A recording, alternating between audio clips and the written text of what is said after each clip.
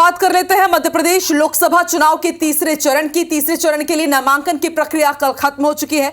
तीसरे चरण की 9 लोकसभा सीट पर मतदान होना है और इन 9 सीटों पर 127 प्रत्याशी मैदान में है। सोमवार को 14 अभ्यर्थियों ने नाम वापस लिया है और अब हम आपको पूरे प्रत्याशी बताते हैं कि एक एक संसदीय क्षेत्र में कहां कितने प्रत्याशी हैं। सबसे पहले बात मुरैना की। मुरैना में 15 प्रत्याशी चुनावी मैदान में है। भिंड में 7, ग्वालियर में 19 प्रत्याशी ताल ठोक रहे हैं। वहीं गुना में 15 प्रत्याशी मैदान में है। सागर और विदिशा में 13 प्रत्याशी मैदान पर है। भोपाल में सबसे ज्यादा 22 प्रत्याशी चुनावी मैदान पर है। राजगढ़ में 15, बैतूल में 8 प्रत्याशी मैदान में। आपको बता दें 7 मई को मध्य प्रदेश की 9 लोकसभा सीटों पर वोटिंग होनी है।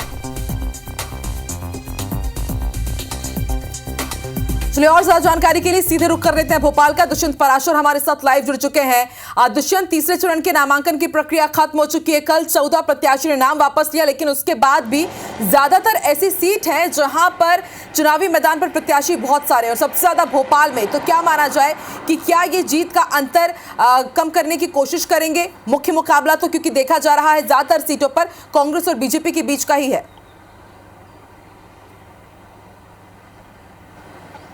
बिल्कुल, देखिए सही बात है। मुख्य मुकाबला जो है वो कांग्रेस और बीजेपी के बीच में ही होने जा रहा है। लेकिन जिस तरीके से प्रत्याशियों की संख्या देखकर यही कहा जा सकता है कि राजनीतिक दलों की एक रणनीति भी ये है, क्योंकि ज़्यादा जो जीत का अंतर है वो ज़्यादा होता है तो उसको कम करने का प्रयास यहाँ पर विपक्षी दल कर रहे हैं। साथ ही साथ सत्ता पक्ष की ये रणनीति है कि ज़्यादा से ज़्यादा उम्मीदवार होंगे तो कहीं ना कहीं जो विपक्षी दल है उसको झटका भी लग सकेगा। तो ऐसे में प्रयास यही है कि ज़्यादा से ज़्यादा उम्मीदवार उतार दिए जाएं और कहीं ना कहीं जिस तरीके से ये देखा जाए कि जब बड़ी ज़्यादा संख्या उम्मीदवारों की होती है तो वोट बंटने का भी यहाँ पर कहीं ना कहीं संभावना बनी रहती है।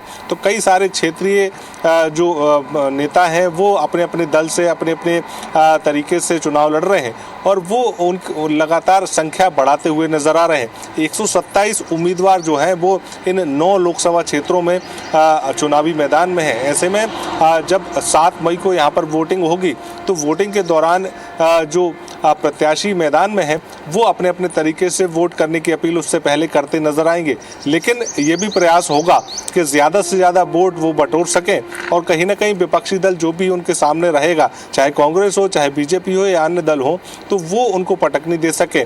पटकनी नहीं भी दे सकते हैं तो भी कहीं ना कहीं वोट तो उनकी काट सके, ताकि कहीं ना कहीं जो सत्ता में जो उनकी भागीदारी होगी तो वो भागीदारी में सहभागिता ना निभा सकें। कोशिश ये की जा रही है। नामांकन की प्रक्रिया जो है वो 22 अप्रैल तक होनी थी और 22 अप्रैल तक स्क्रूटनी के साथ में तमाम सारी जो व्यवस्थाएं हैं वो पूरी कर ली गई हैं, पूरी प्रक्रियाएं पूरी कर ली गई हैं और नामांकन को नाम वापसी को लेकर भी जो कयास लगाए जा रहे थे वो भी सारे पूरे हो गए हैं। तो ऐसे में भोपाल से 3 नाम जो है वो यहाँ पर लिए जा रहे थे कि कांग्रेस के ही नेताओं ने डमी के तौर पर फॉर्म भरे हैं, तो वो उनको कांग्रेस ने मना लिया है और वो कहीं ना कहीं नाम वापसी कर चुके हैं। तो ऐसे में नामांकन की प्रक्रिया जो है वो पूरी हो गई तीसरे चरण के लिए और 9 सीटों पर 127 उम्मीदवार चुनावी मैदान में। 14 से ज़्यादा ऐसे लोग जिन लोगों ने फॉर्म भरे थे और 22 अप्रैल को जो आखिरी दिन था नाम वापसी का उसमें उन्होंने नाम वापस कर लिए। तो ऐसे में अब